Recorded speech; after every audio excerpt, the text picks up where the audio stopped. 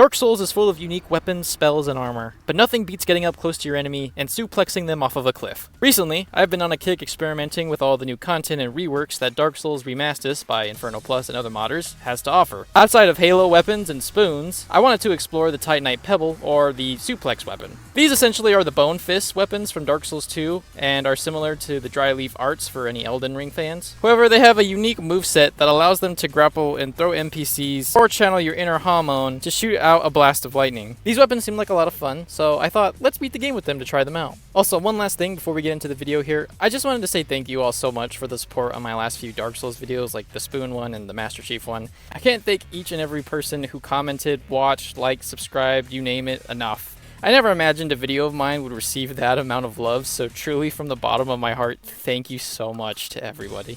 I try to respond to every single comment, or at least heart it to let you know that I've seen it, so always know that I read each and every one of your comments. Anyways, back to the video. So for this run, since it was mainly having to do with wrestling and grappling, I thought a famous wrestler would be our choice of character, and I went with John Cena just because of memes. I tried to get somewhat close to John Cena, but you wouldn't really be seeing his face for most of the run anyways. So the Titanite Pebble excels when power stancing, or pseudo-power stancing in this game, but I wanted to try one Pebble for the beginning of the run and switch to power stancing later. So I just gave myself the Pebble at the start of the run, and I'll show where to get them legitimately later in the mod, as well as the power stance moveset later on. The Pebbles themselves had almost no requirements to use, which was really nice. They also had extremely low base damage, but they had a double S scaling with dex and strength, which meant that I was going to have to go for a quality build here. The Pebbles also couldn't be upgraded, or at least to my knowledge, so I didn't really have to worry about that. So we took down the Asylum Demon, got picked up by the Big Bird, and landed in Firelink. Here I decided to test our new grapple abilities on the Crestfallen Knight. With this, I knew this run was going to be a lot of fun when fighting NPCs. I went to go do the depth skip so we could get access to one of the DS2 armor merchants in the mod. I was torn between the Alva set or the Faram set for this run, so just to keep it different, since the Bone Fist are from DS2 and the Faram set is the poster boy for that game, we went with that. Next was the Taurus Demon, which is where I found out that these Pebbles are actually pretty good at triggering the knockback animation for any bosses that have them. Meaning that with the right timing and management, I could still knock bosses for the entire fight, which made Taurus Demon very easy. I also got the bottomless box to dump anything that wasn't the Pebbles into it. I also found that these grapple animations only work on NPCs, which kind of sucked, as I wish it worked on some other humanoid enemies, like the Hollows for example. Then we tried the Gargoyles, which was actually a bit tough, as the Pebble uses an enormous amount of stamina, which can be quite hard to manage, especially when I have two enemies attacking me at the same time. The stun lock was nice, but once the second Gargoyle came down and it became a 2v1 scenario, I didn't get many chances to use it. The running attack with the Pebble ended up being my saving grace, as it could also stun the boss and it was much faster. So it took us a couple tries, but we made it work. We then rang the first bell. Then we yeeted Lautrec off Firelink, which meant I had to reload the area for his ring. Next we skipped most of Blighttown, got to throw Mildred around with the Pebble. I also had a comment on my last video which informed me that the Grass Crest shield had been nerfed in this mod, so I went to go get the Chloranthy ring instead. That way I could have some extra stamina regen, as with the massive stamina cost for these weapons, it made it almost a necessity. So we grabbed that. Next up was Quelaag. She was actually very annoying. I didn't do very much damage and she never got stun locked by any of the Pebble's attacks. Not to mention the high stamina cost combined with low damage meant I couldn't get many attacks in to deal any major damage all at once. So this was an endurance fight more than anything. With Quelaag done, I was finally able to take a breather and I rang the second bell. I went to Ceaseless Discharge next, as he was close and he could grant me some extra souls that I could use to level up my stamina. Iron Golem was up, and he had the same issues as Quelaag. Did very low damage, and he didn't really stagger from most of my attacks, which meant this fight got dragged out for quite a while. I can't stress how annoying this fight in Quelaag was. Once he was down, it was Anor Londo time. I tried to see if the grapple would work on the Painted Guardians, but unfortunately, no it did not. So I just speedran my way across the rafters, and I beelined it straight for Ornstein Smough as fast as I could.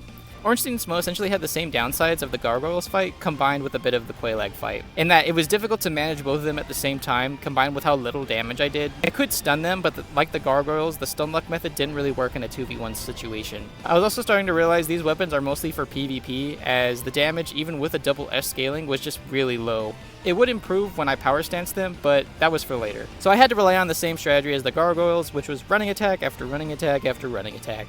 In Phase 2, when it was just Smough, things got a lot easier, as I could just use the stun lock method once again until Smough was down. This fight was definitely one of the hardest in the run so far. We got our Lord Vessel from the Big Lady. We placed the Lord Vessel. Here I finally went to go find and power stance the Pebbles. So in Firelink, by where you go back to the Asylum, you can pick up the two Titanite Pebbles here, which also gave me access to its Hamon ability in the form of a lightning energy beam for its left bumper attack. It's kind of slow and it ate a large amount of stamina, but it would be my best damage option for the rest of the game. So we tested it out on the Stray Demon. as well as these Black Knights. I think it also gave me an enhanced parry of some sort, but I never noticed any major differences. We grabbed the Peculiar Doll. Next was the Painted World. We took out the Undead Dragon on the bridge, as well as King Jeremiah, and no, it wasn't the one from Love Island. Priscilla was up next, and I found out the Hamon Blast wouldn't knock her out of her invisibility, so when I finally dead hit her with a regular attack and revealed her, her health bar was almost nearly gone. So she went down pretty easily. We then yeeted ourselves back into the real world. We headed to the Catacombs next and met our lasagna chef, Vamos. Pinwheel, like any run, was so difficult, it took us over 1,000 hours just to beat him. Please nerf him, FromSoft. I'm joking if you couldn't tell. We fell for the Patches plot. We yeeted Leroy Jenkins out of this world, literally. Nita was very annoying with the constant revivals on the spooky scaries in the arena, so we just ran away and spammed the Hamon Blast and hoped that Nito's attacks would friendly fire the spooky scaries most of the time. With enough time, he was down. Demon Fire Sage was next, and we used the same strat as Stray Demon, which was run away and use Hamon on him.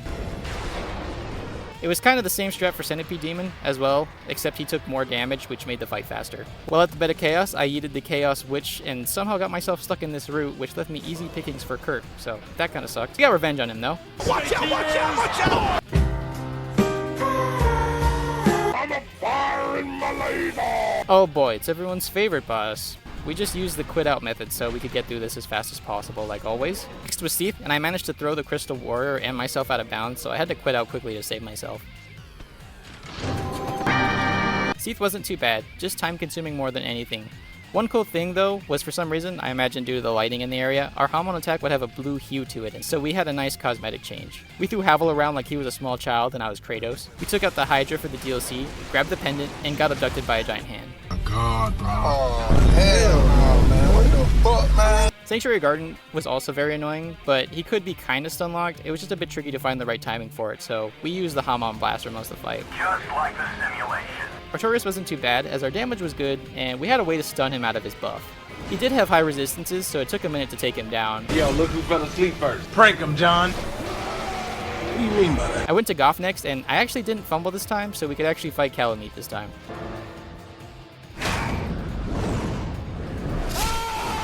Unfortunately, I might have liked to not fight him this time around, as this fight took a long time to get through. He never got staggered when I hit him, so stun locking was out of the question. The damage I had was okay, but it was finding the right time to use the Hamon Blast that sucked. Most of the time, if I wasn't right in his face, he would just use his Fire Breath attacks to reach me. If I got caught mid-Hamon Blast, it almost always meant a trip to the loading screen. I'm glad we got him down, but this was definitely an annoying fight. Oh, bro. I took a break here to go fight Capra Demon and get the key to the depths. At this point, Capra Demon wasn't very difficult, and our Hamon Blast was dealing huge damage to him, so he wasn't that bad. Next was the Gaping Dragon, and he also took huge damage from the Hamon Blast when I would hit his head, so he went down very quickly. We went back to the DLC, and we saved Sif. Boy Mayonnaise also couldn't really be stun-locked, so once again we relied on the Hamon Blast. If anything, the theme here for the DLC bosses is that they have a lot of health, and they take a long time to go down, which isn't too bad, just time-consuming.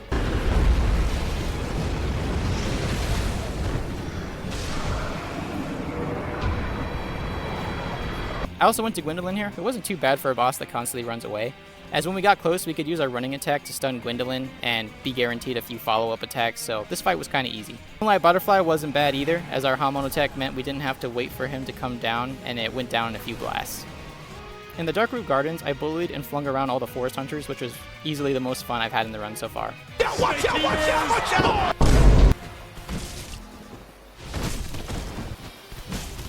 Diff went down pretty quick, as the goated Hamon Blast did good damage against him and gave me a ranged advantage.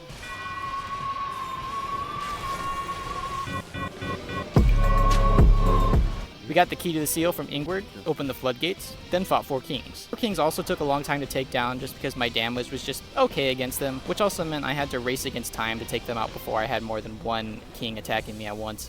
With them down, we had only Gwyn left, I believe.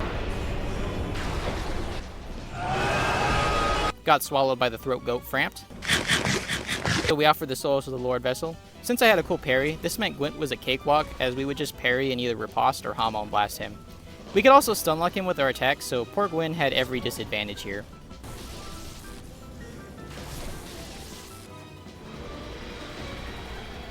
We decided to go with the Link the Fire ending, as I had been on a Lord of Hollows kick, not to mention John Cena is probably a good guy, so we gave him the good ending.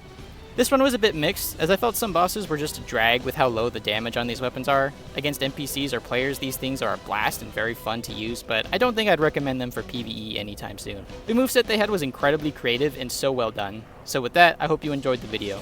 Go check out this mod by Inferno Plus and the other modders, as it's definitely worth playing through. I also wanted to thank everyone once again for all the support on the previous Dark Souls videos. I truly am overwhelmed with gratitude for each and every one of you guys. Anyways, I hope you have a good rest of your day, night, evening, whatever time it is wherever you're watching this, and take it easy, guys.